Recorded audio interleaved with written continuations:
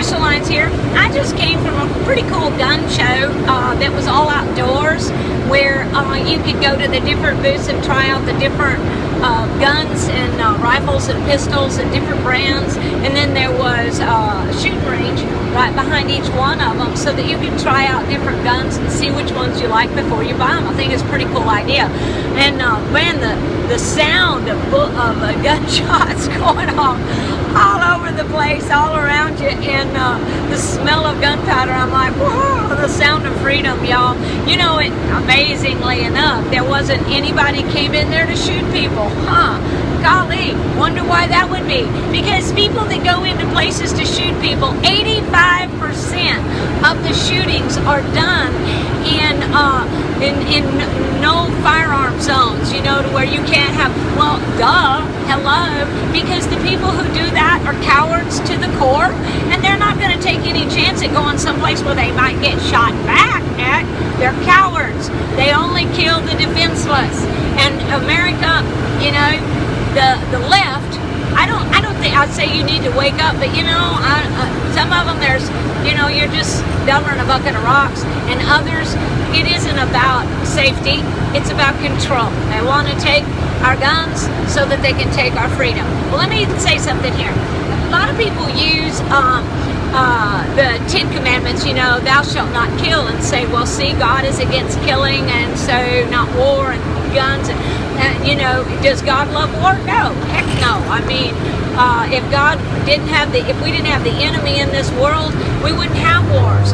But when wars start, there's got to be some righteous people, courageous people to fight, or we're going to lose our freedom.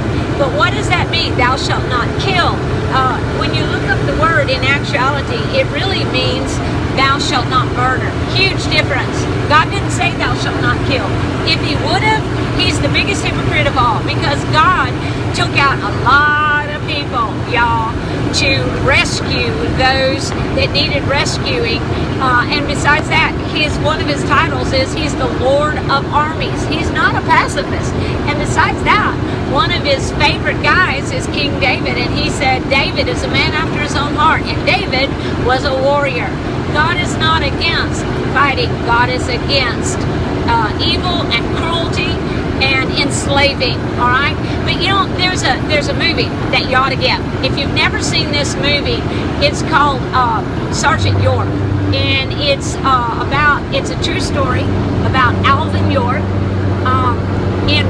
at the time that World War I was coming up, and Alvin York was a rounder. He was a scrapper, and the movie lets you know he got saved. It's an old black and white movie with Gary Cooper starring in it. Great movie. Anyway, he gets saved, and World War I hits America, and he became a conscientious objector, because he got saved, and he got really saved, and he got into the Word of God, and he saw where it says thou shalt not kill, and so he didn't want to go into war. Well, they didn't accept that, and he had to go fight. Well, Alvin York was a sharpshooter. He was awesome with a rifle, and anyway, his men were pinned down under a bunch of